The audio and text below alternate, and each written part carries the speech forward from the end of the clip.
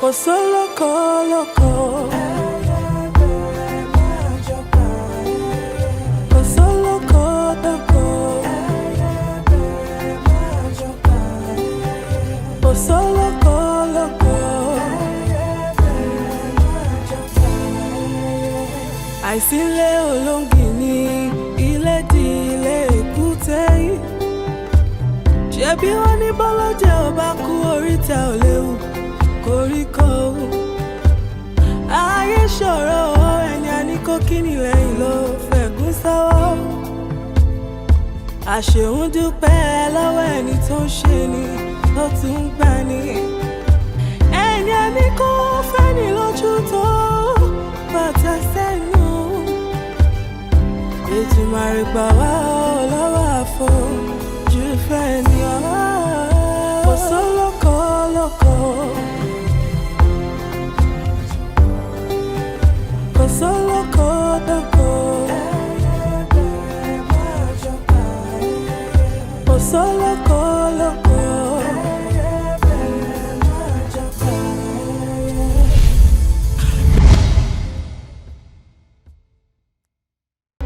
Hello, ma. Sorry. Hello.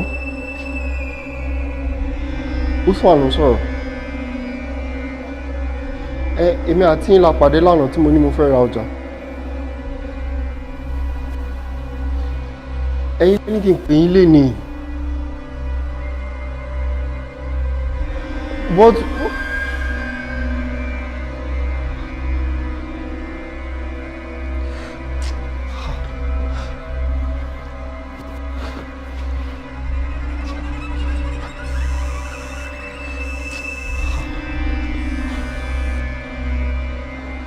hello, guy.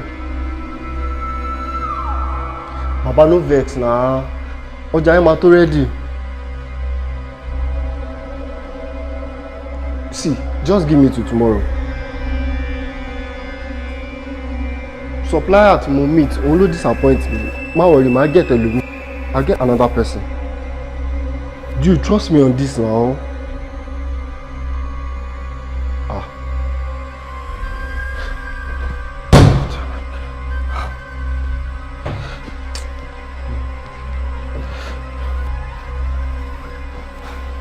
What's that?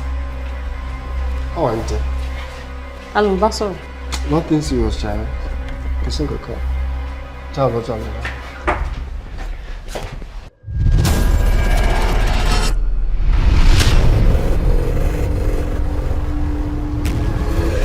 Borokini.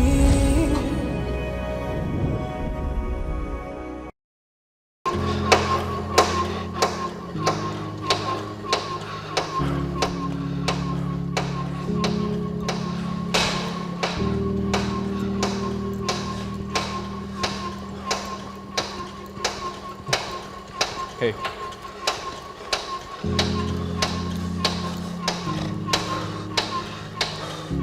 How far did you say? Owó ọjà mi tó kù lọ́wọ́ ẹ̀ ńkọ́?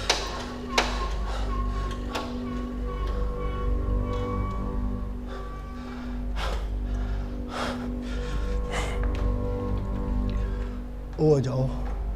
Ṣé ìtẹ̀wà àti dáàdì ẹ̀ ti wá gbà? Usman, don't mess with me. Ọ̀gbẹ́ni Fimile, mo busy.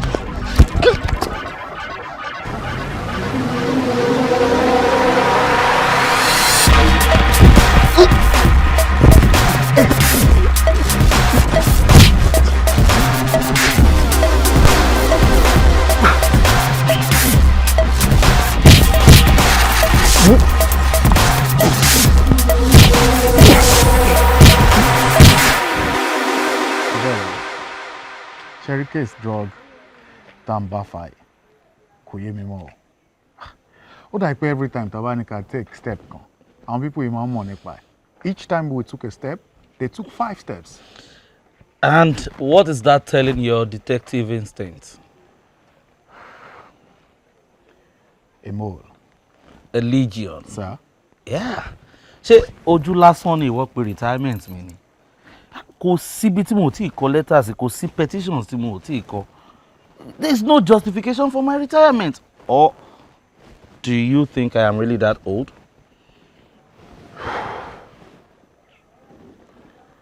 Do you think that the government is behind them? Young man, I am only a retired old fool. You are young. You are paid to think.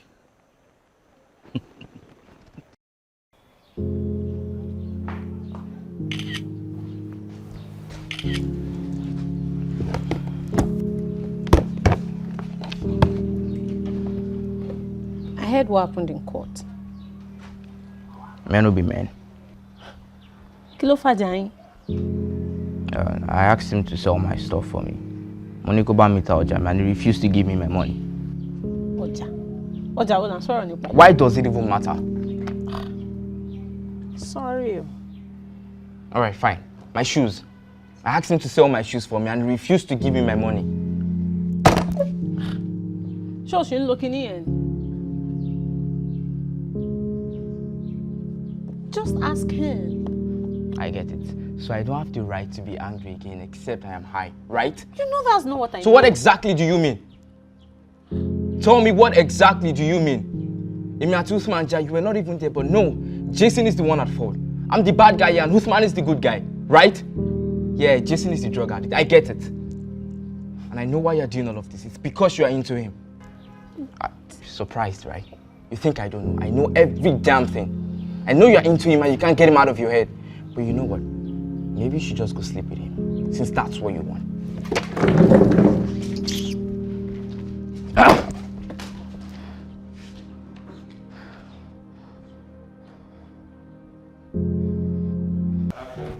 Gbogbo àwọn plans mi ni àwọn aráàlú máa wonder ó pé níbo ni irú obìnrin báyìí wà láti ọjọ́ yìí. I wonder where the world has been all these years. So I'm right. Of course now. Kò yẹ kó máa ronú nǹkan báyẹn now. Normally ó yẹ kí plan wà fáwọn obìnrin láti máa participate in the governorship. Àbí is there any plan fáwọn ọkùnrin ni? So agenda yìí àwọn obìnrin ló máa fi fọ́ yìí. You better not try it, darling. Hi. Oh, my darling. I'm so sorry I came in late. You're always late, Rotimi. Sorry. Anyways, Tracy, meet Rotimi, our PR and our campaign manager. My pleasure, madam. Nice meeting you. The pleasure is mine. So, where are we? At this one, so what is it late already? Maybe we'll just start all over again. I'll be kilo film. Okay. We can work it out. Don't worry about it. Thank you. Lágbára Ọlọ́run, but o mọ̀ pé mi àti ẹ ṣì máa lọ bí kan kó dé kó pẹ́ báyìí. I am thinking we can. Oh. Deji, nílé tó bójú jẹ́. Bàbá, ẹ mọ nǹkan tí mo ní ó ń ṣẹlẹ̀ náà. Ẹ wo irú nǹkan kékeré ní tẹ́ fún mi yìí tí ẹ tá à ń sọ̀rọ̀ ẹ̀ yìí ògbóǹtarìgì ló náà kò dúró lásán ó burú ó gbóná bí ẹlẹ́gùn ṣọ̀pọ̀nà bàbá. Deji ọmọdé ń dọ̀la o. Ìmú tó bá ní ká mú un làwọn mú ètò bá ní ká mọ̀ rí ẹnì kò lè rí ló mú ẹ sọ fún wọn. Eléyìí mi ò wò wéwé nǹkan mi tún wà tó tún lágbára tí. Lò ó bí mo ṣe ní kó o lò ó padà wá yìn mí láwo. Lórí o.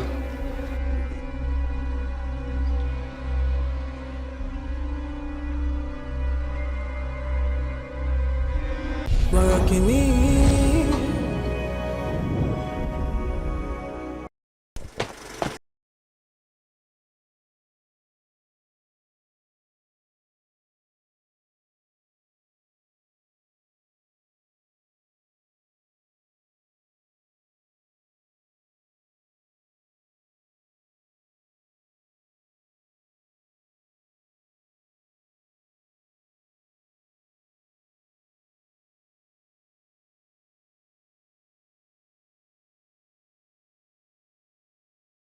Take advantage.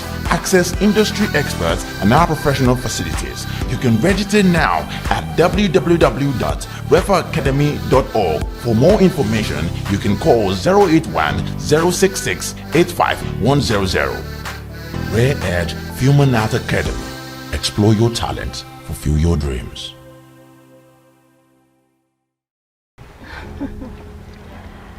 This is not the usual place to hold a meeting like this. Exactly. But ọ̀rọ̀ yín tá fẹ́ discuss no.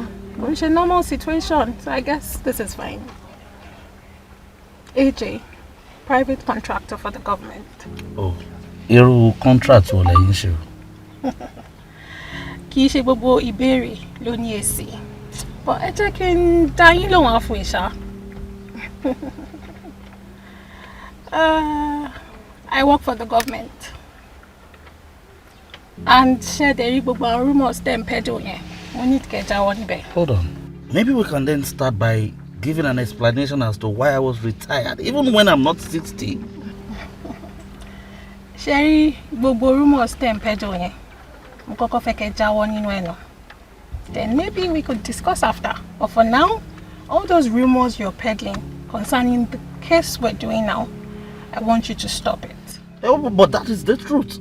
I mean, how can you take me off a case as important as that? Láàrin méjì kéde expect kí n dákẹ́. Ètò wa ń fi dubious issue of retirement kí lẹ́yìn. Oh, expect kí n máa kọrin kí n máa praise yín àbí.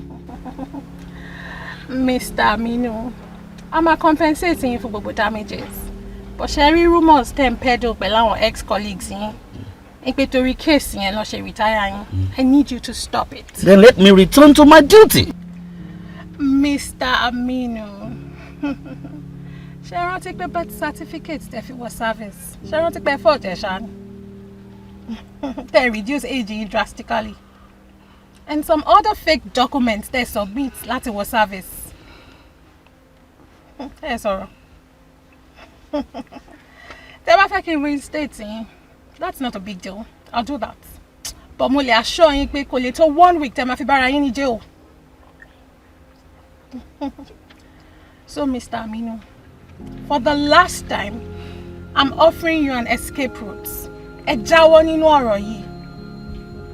Kẹ́dẹ̀ sọ fún gbogbo àwọn boys yín tẹ́ ń ṣiṣẹ́ lábẹ́lẹ̀, tẹ́ ń bà case wa jẹ́, kó neutralize ẹ̀, kó jáwọ́ níbẹ̀. Kẹ́ enjoy retirement yín. Ṣé gbọ́? This is not a witch hunt. This is what they call grace.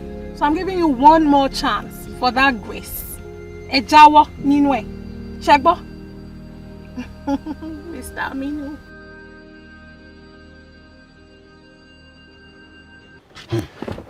But that was dangerous. Danger to mo wà lára. But we're there as backup now. You were there as backup. Okay, now, ẹ jẹ́ ká sọ wípé everything burst. Kí ni ẹ̀yin méjèèjì fẹ́ ṣe láàrin àwọn battalions yìí? Ẹ ò ṣe jẹ́ ká wo brother side. I survive. And kò sẹ́ni boy tó fara pa. Well, me, I'm just saying. So, the best part of it is, mo ti earn trust Emeka àtàwọn ọmọ ẹ̀. Wọ́n dẹ̀ ready láti ṣe business pẹ̀lú wa big time. Ẹ wò. Ṣé gbogbo léyìí tá à ń ṣe is getting too deep. Why can't we just mount the surveillance? Can get the main guy. How dey lead wa sí àwọn ìtókù? Junior, ìwọ ló ń sọ̀rọ̀ báyìí. Oh, mọ̀ wípé that cannot work in this situation. But why not? How would it work? Ọ̀gá mi ló ń pè. Fèsì speaker. Hello, boss. You're on speaker, sir. Why? Look. I have gone too far to go back now. No. Let's start. I'm not.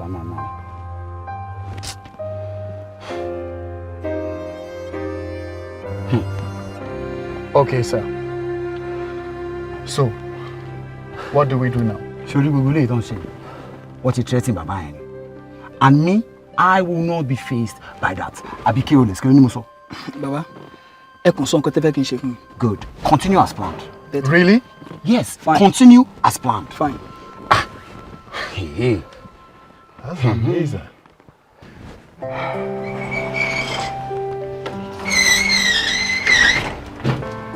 Hello. Báwo ni?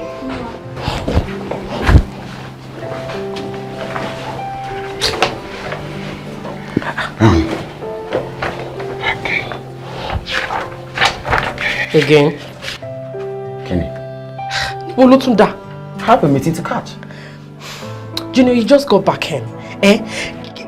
Kí ẹni tí ẹ pẹ̀lú gbogbo meetings tó ní lẹ́nu ọjọ́ mẹ́ta. What is going on? Ṣé o mọ̀ pé mo ní important case tí mo ní ni? Àbí wo ni gbogbo parental question tó béèrè lọ́wọ́ mi? Junior, we are losing jobs o. We're losing jobs. You're always not in the office, eh? Oh, Kinjoko's office, your number is not available anymore. And then all the big clients, and we're losing them because of your big case. What is going on? Babe, clients are not gas. They are somewhere waiting. It's like they have a better choice of a lawyer. Oh, I don't have time for this. I'm leaving. And when you're done, close my office. That's not what I mean. What do you mean? I'm quitting. I've thought about it. You're quitting? Why? I mean, I need to move on. So, you're quitting, I mean, from the job or from me? Actually, both. Junior, see, I need a breath of fresh air. I need some space. Susan, is there someone else?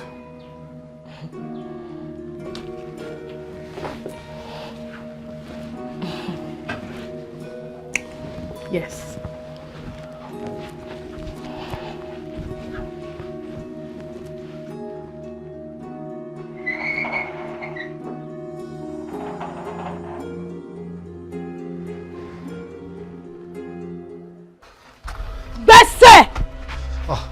Mo ti ń try láti pè é. Your phone ẹ jáde.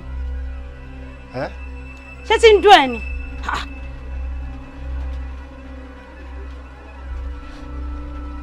Turn it off. Dá mi lóhùn. Your SIM ẹ. Dá mi lóhùn.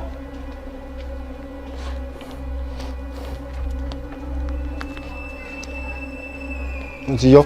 Good. Kó gbé sókè jẹ́ kí n rí.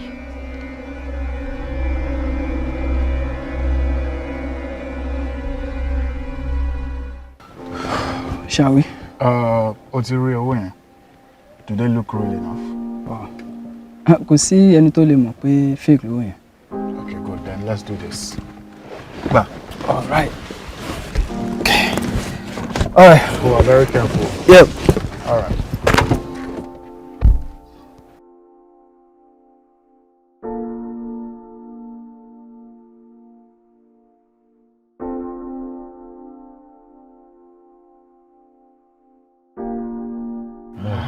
Sọ pé wọ́n ti mú àwọn sport guys yẹn. Yeah, bó ṣe máa mú nìyẹn. Àwọn ọlọ́pàá ilé ibi yẹn ló mú. So tó bá ti set wọn báyìí, wọ́n á tún release ẹ̀. Ibi tá a bá bá kéèsì dé by month end, màá like láti sún o, as in everybody take a move on, àbí? Month end. But ó mọ̀ pé a lè parí kéèsì by month end. Ó ní mò ń wò ó, tó sún èmi o, àbí?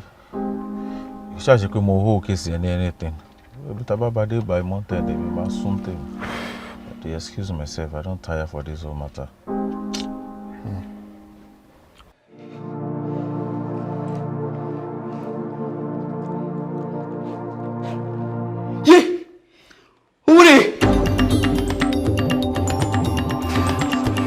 Business to my change life will worry. Hey, what's that already now? Chill. Ọ̀gá mi máa tó dé láti America. So I might need láti set up meeting. This is big deal, you know. Big deal. So make it happen. No wahala, baba. Make it happen.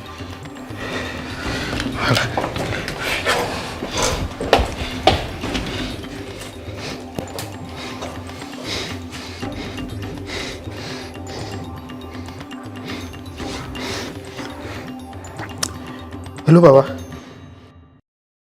Borokini.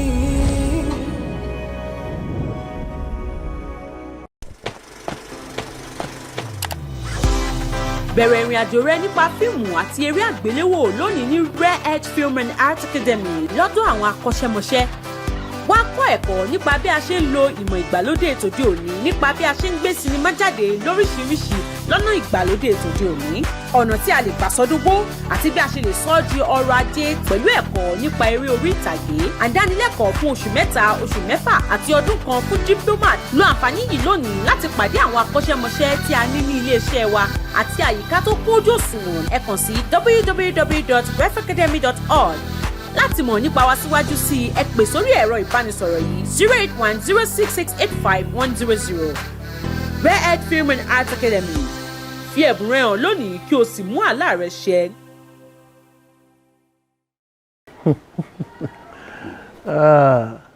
Ẹ fẹ́ kí n gbẹ́bọ fún Yẹni àbí ẹni sọ̀rọ̀ àbí ẹ fẹ́ kí n gbẹ́bọ nítorí Yẹni kó lè jọba àbí bẹ́ẹ̀ kọ́.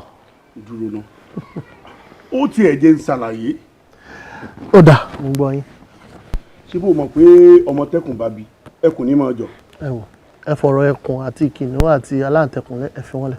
Please just go straight to the point. Ọ̀dà. Ṣé ìwọ rò pé gbogbo ẹni tó bá ti jọba nìkan ló níṣẹ́ tí máa ń ṣe nílùú tó jẹ́ tẹ́ máa ń bọ̀wọ̀ fún ni? Àwọn sẹ́kàn wà tó jẹ́ pé orí adé ni wọ́n máa ń fún. Bí wọn náà bá wá ṣe ń ta ní oṣù ọmọ pẹ̀lú iṣẹ́ bẹ́ẹ̀ ìwọ ló ní ni.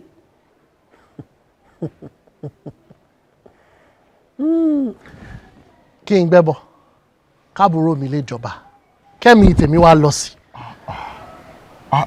Níbo ni ìrònú rẹ wá lọ yìí? Ó lè kú. Bàbá ó ti yé mi ó ti yé mi ṣe rí ibi tẹ́ ẹ sọ dé àti ibi tẹ́ ẹ sọ dé gbogbo ẹ̀ ló yé mi. Rárá o rárá o. Ayé máa níkà o. Bí báwo ni?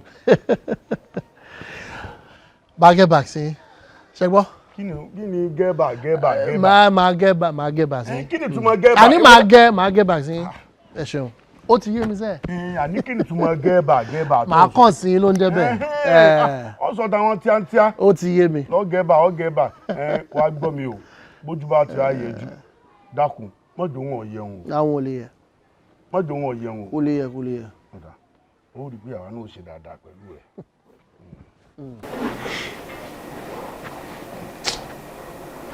What is it about this business?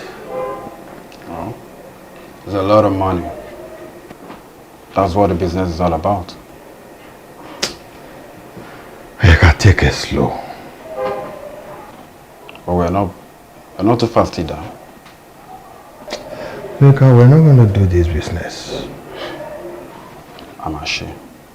What? Muna Amasheni. Mulanishe? Ana Amasheni. Okade te fún mi go ahead. So, Amashe.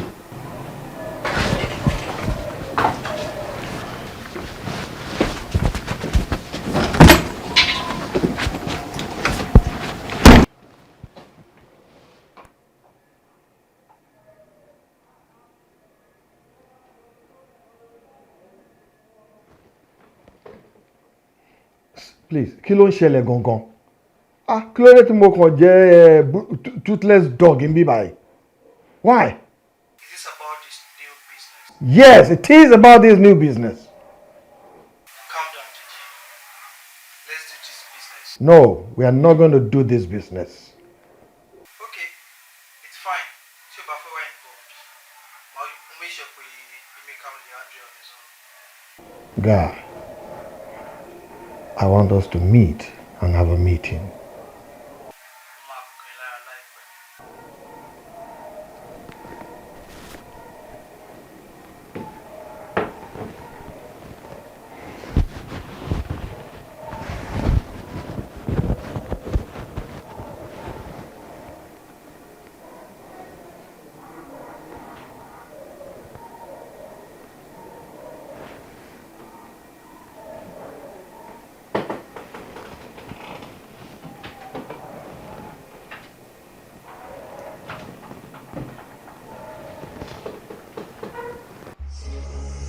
You wanted to see me. What am I here? Kí ló ń ṣẹlẹ̀ gangan? Am I a joke here? Let's have a seat. I'm not sitting down. If that is your choice. Now, kí ló dé tí o gbé Emeka above me? What is that for? You are responsible for Bobashe. No, you are responsible for that. We are not going to do that business. Did you? Yes. I own this company and I will do whatever I want to do. Then what am I here? A figurehead? Yes, figurehead. Oh. Figurehead. Look, Deji, kí ló ń fi ara ẹ pè gan-an? Dá mi lóhùn. Láti ìgbà G7 ló ti máa ń fẹ́ jẹ́ ibi tó ṣe sí. Is it my fault that I was too smart to be found? Hear yourself out. Ìmọ̀tara ẹni nìkan ni problem ẹ. You are the most selfish person I ever know. Then why did you bring me back into the business? To punish you. Yes, ìyà tó jẹ́ wípé ó likely kó jẹ́ gbogbo family ẹ ló máa pay fún. Oh my God. Oh yes. Oh my God. Oh yes. Oh my God. Oh my God.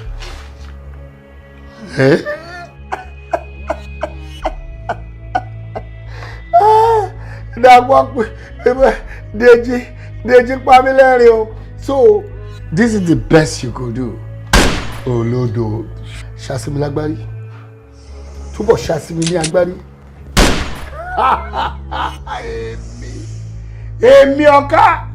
Èmi ọ̀ká amẹ́kùn lóòyẹ̀. Èmi tí mo ti bá ikú múlẹ̀ tí mo mọ̀ pé kú ò lè pa mí. Lémi ò gbà.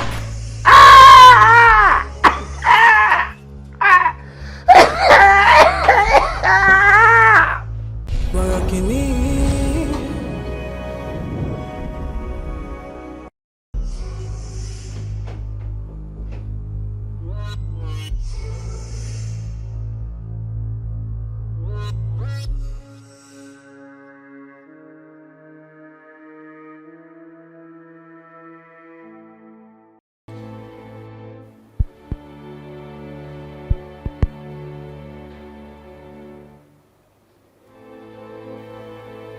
How's it going? Hey, Jason. I can see you're still doing business very well.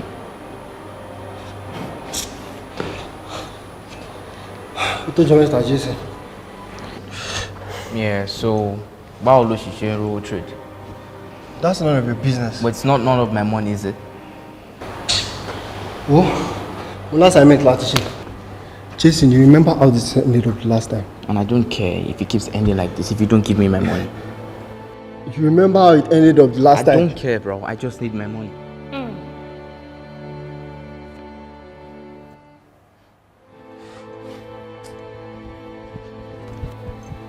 This man, this has to stop.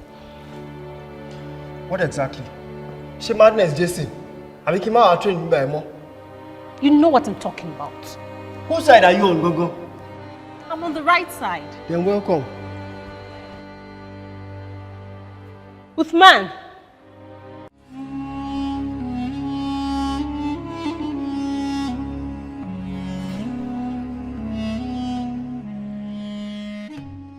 Borokini.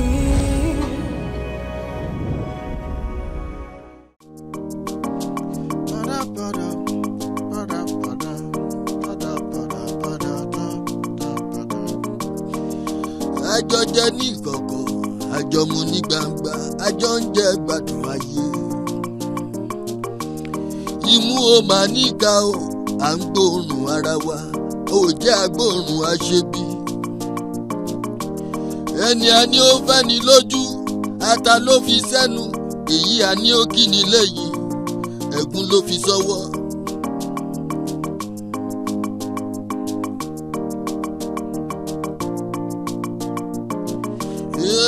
Ẹni a fẹ́ la mọ̀, a ò mẹ́ni tó fẹ́ ni, ara la mọ̀, a ò mọ̀nú. Yé o, ọ̀dàlẹ̀ ọ̀rẹ́ o.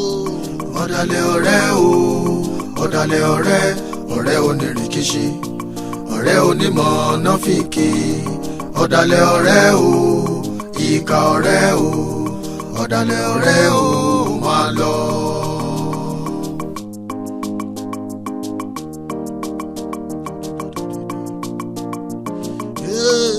Mo ráyé mo sá o, mo bẹ̀rù ayé, ayé tó tó àkàmọ̀ra. Wọ́n á fẹ́ ọ nímú, wọ́n á fẹ́ ọ lójú, àmọ́ wọn ò fẹ́ ọ dénú. Ọ̀dàlẹ̀ ọ̀rẹ́ o, ọ̀dàlẹ̀ ọ̀rẹ́, ọ̀dàlẹ̀ ọ̀rẹ́ o máa lọ. Ọ̀dàlẹ̀ ọ̀rẹ́ o, ọ̀dàlẹ̀ ọ̀rẹ́, ọ̀rẹ́ onírìkíṣí, ọ̀rẹ́ onímọ̀ náfìkì. Ọ̀dàlẹ̀ ọ̀rẹ́ o, ìkà ọ̀rẹ́ o, ọ̀dàlẹ̀ ọ̀rẹ́ o máa lọ.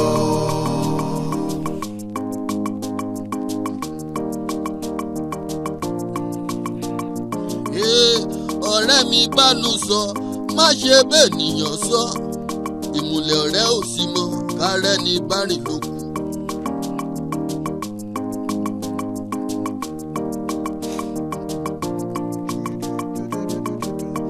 Ẹni ọ̀rẹ́ dá o, kó má fi ṣèbínú. Ẹni abínibí máa ń dání. Ọ̀dàlẹ̀ ọ̀rẹ́ o, ọ̀dàlẹ̀ ọ̀rẹ́ o, ọ̀dàlẹ̀ ọ̀rẹ́, ọ̀rẹ́ onírìkíṣí, ọ̀rẹ́ onímọ̀ náfìkì. Ọ̀dàlẹ̀ ọ̀rẹ́ o, ìkà ọ̀rẹ́ o, ọ̀dàlẹ̀ ọ̀rẹ́ o máa lọ. Ọ̀dàlẹ̀ ọ̀rẹ́ o, ọ̀dàlẹ̀ ọ̀rẹ́, ọ̀rẹ́ onírìkíṣí, ọ̀rẹ́ onímọ̀ náfìkì. Ọ̀dàlẹ̀ ọ̀rẹ́ o, ìkà ọ̀rẹ́ o, ọ̀dàlẹ̀ ọ̀rẹ́ o máa lọ.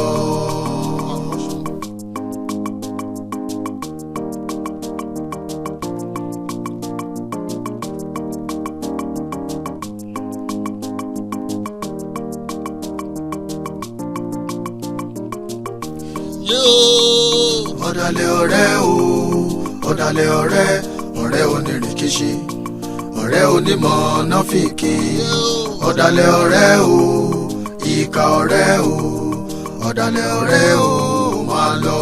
Ọ̀dàlẹ̀ ọ̀rẹ́ yóò yé. Ọ̀dàlẹ̀ ọ̀rẹ́ o, ọ̀dàlẹ̀ ọ̀rẹ́, ọ̀rẹ́ onírìkíṣí, ọ̀rẹ́ onímọ̀ náfìkì. Ọ̀dàlẹ̀ ọ̀rẹ́ o, ìkà ọ̀rẹ́.